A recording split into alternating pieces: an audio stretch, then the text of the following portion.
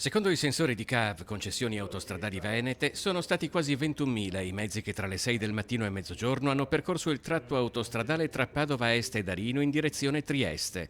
Verso Milano sono stati quasi 16.000.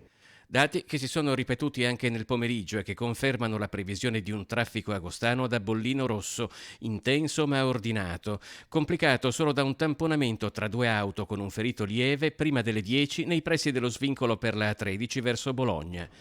Ma grazie al piano per l'esodo estivo, l'intervento di pronto soccorso era già stato distaccato a Padova Est ed è intervenuto in breve tempo risolvendo la situazione in mezz'ora.